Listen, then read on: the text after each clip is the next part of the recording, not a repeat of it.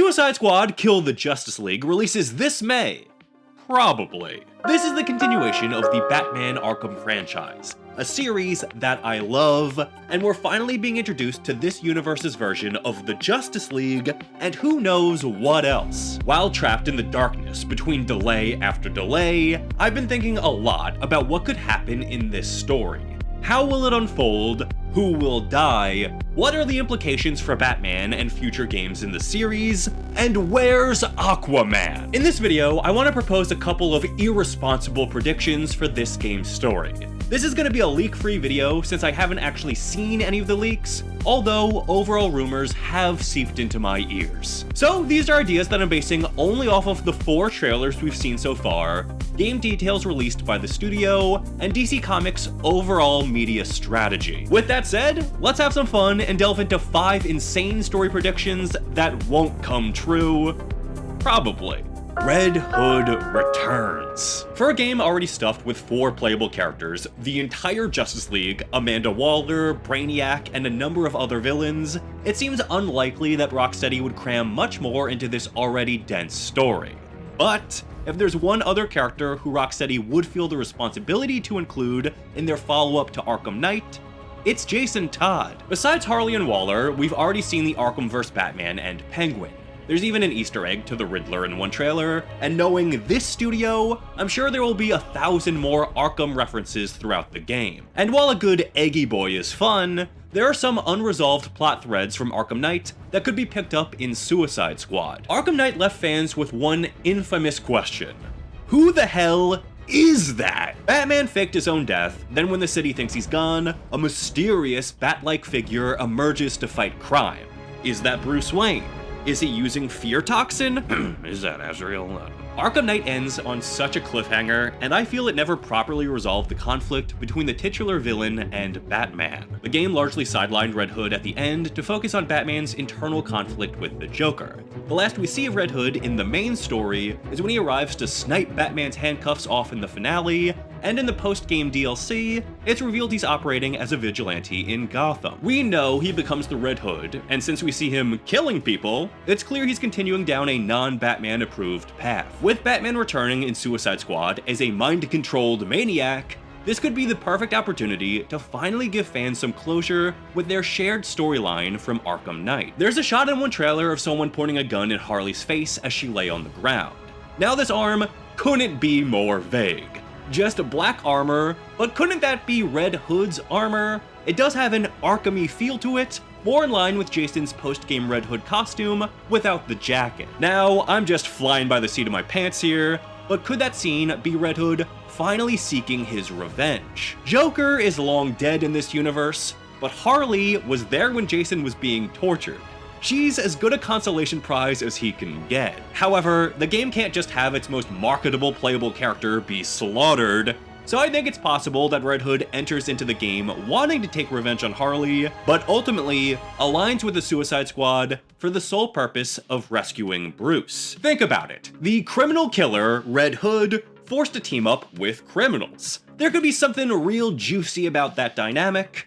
I also don't see how the Suicide Squad takes down the Justice League without some outside help. But ultimately, this could give Red Hood some finality to his arc by making the choice not to kill and to act more like Batman.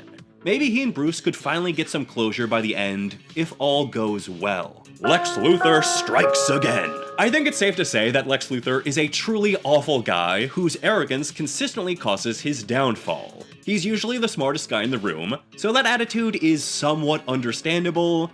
However, when he's not the smartest guy in the room, well, that often leads to tragedy. I predict the entire reason Brainiac is here on Earth, the reason he was able to easily control the Justice League, is all Lex Luthor's fault. Now, I'm not sure what Lex did, but it's within reason to picture a team-up between 2 of Superman's best villains, and that team-up going horribly wrong for the arrogant human without a giant skull ship. Or maybe this was Lex's plan all along, but I don't think he's ever interested in watching the world burn. The game takes place in Metropolis. Brainiac must have set up shop here for a particular reason.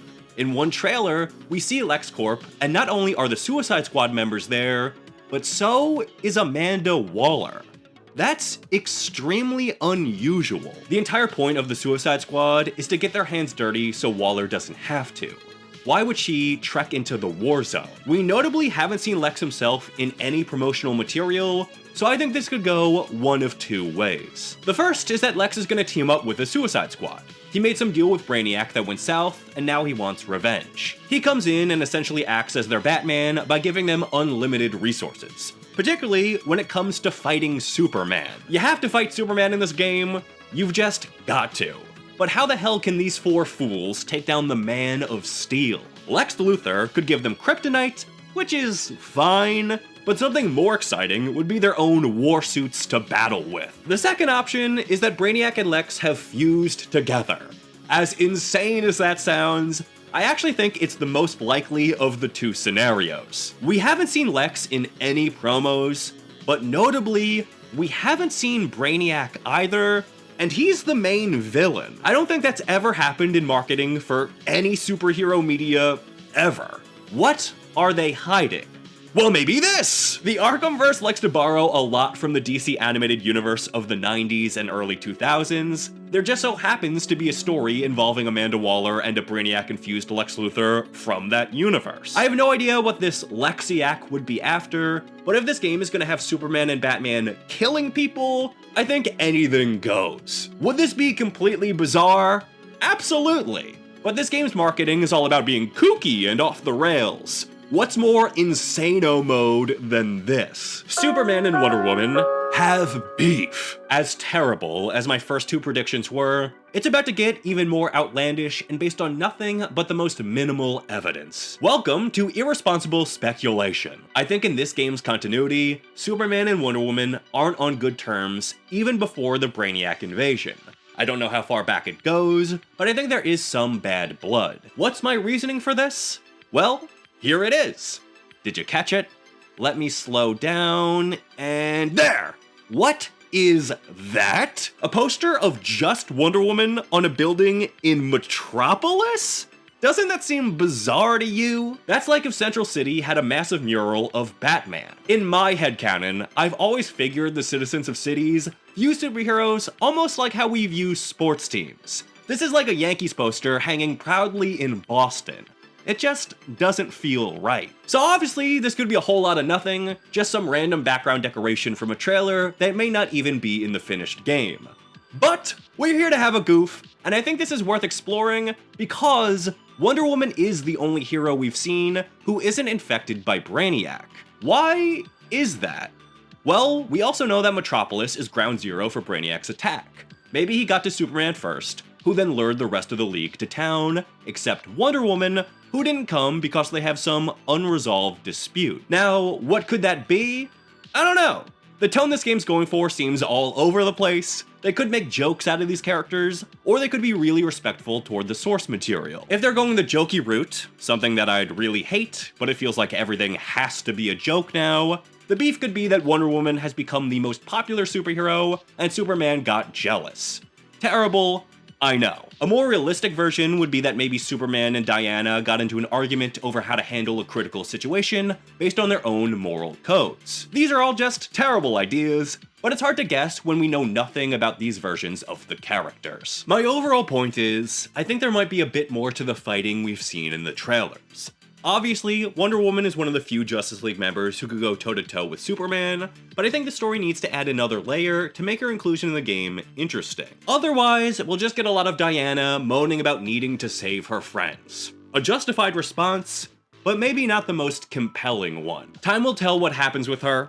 I think there's gonna be a bit more to Wonder Woman than we might initially expect. No killing! I don't think that they're gonna kill a single member of the Justice League in this game. I think the title is a big marketing stunt that's gonna end up pissing a lot of people off. Looking at you, Arkham Knight. In one trailer, we see that Task Force X have defeated and captured the Flash, but they're clearly keeping him alive. Seems strange since their entire mission is to murder him, and Boomerang is awfully interested in doing so. There must be an in-story reason for why they haven't killed the Flash yet. Maybe they need information, maybe they plan to betray Waller and escape with him somehow. Maybe Warner Bros. Isn't gonna let the player brutally murder any of their iconic characters. Now, this is a stretch, I think Rocksteady would garner too much ill will if the title was a complete lie. Then again, it's par for the course for games like these to outright deceive the player in their marketing. But I'm mostly playing devil's advocate here. Gun to my head, I do think that you will kill some members of the Justice League, but when I think about how that would play out in the story, and what the implications for that would be in regard to the Arkham franchise this game is building off of, well, my head starts to hurt. Are you really gonna kill this Superman and eliminate any opportunity to create a Superman game in this world? Maybe. Or maybe this is truly the end. Before getting to my final prediction, let's get some other opinions in the mix. I was curious what some of you expected to see in this game, so without further ado, here are the honorable mentions. Nina Joy says, Batman will be one of the first League members that gets turned to the Suicide Squad side, and he will team up with the Suicide Squad, and you get to play as him in the boss fight against Superman. Cameron Hodgetts says, someone will be broken free of Brainiac's mind control by getting hit really hard on the head. It's always what they do. Celtic19 says, I already thought this before the leaks, which may or may not be real, but I assumed there was going to be some time travel by the Flash at the end, so that the Suicide Squad could actually kill League members, because if they just called the game that, and you didn't kill any of them, that would be stupid. Connor Mudd says, this one might be kinda obvious, but I'd say Superman is the last boss fight. I want to say it'd be Batman versus Superman, but I feel like that would kinda leave the Suicide Squad out, so I feel like they will try to do something where you get the best of both worlds. Maybe like a fight as the Suicide Squad, then a cutscene with Batman, or vice versa. The Jib says, Flashpoint will happen, and a new Arkhamverse will flourish. Arkham Legacy. I think this is the end of the Arkham timeline as we know it. My apologies to the Jib and Celtic19, they could easily be right, but let me try and explain my point of view. When I say an end to the Arkham timeline, I mean, I think this is the last game we're going to get. With the tragic passing of Kevin Conroy, the two co-founders of Rocksteady leaving the studio, and DC Comics' second acquisition within 5 years, I think it makes sense to let the Arkham universe rest. James Gunn's recent announcement about the upcoming DC slate notably included video games. There was nothing announced, but it's clear that the higher-ups are looking to tie gaming into their larger media strategy. So, while Elseworld stories will continue to exist, it seems highly likely that there's a continuity plan, and Arkham can't be part of it. In a way, Suicide Squad Kill the Justice League could be a great farewell to this universe. I know I've always wanted to see what the other heroes in this world were like after the avalanche of Easter eggs we got throughout the years. We get to see the Arkham Superman fight the Arkham Wonder Woman. We get to see a planetary-wide threat and how the most powerful beings in the world react to it. We might even get some closure with the Arkham Batman. Is it a bit odd we're playing as these four absolute chumps? Yes. Yes, it is. But at the end of the day, this is a universe that I've loved since 2009, and even if the game is lackluster, I'm looking forward to seeing another side of it and revisiting this world one last time. Story-wise, it's too far for Superman to be incinerating people and Batman to be killing. How do they come back from that? They just go back to their normal lives? I don't think so. It's too much. And on the off chance some Justice League members do die, an end to the timeline makes sense. My opinion on this has nothing to do with unconfirmed leaks. I always thought that of the two big DC games to follow Arkham Knight, Suicide Squad felt the most out of canon because the stakes are too high and all the toys are being broken. Now, do I believe in the Arkham reboot rumor that's going around? Not really. I think it's highly unlikely and would be too confusing for the average gamer. Do you remember the first time you played an Arkham game? How old were you? Me?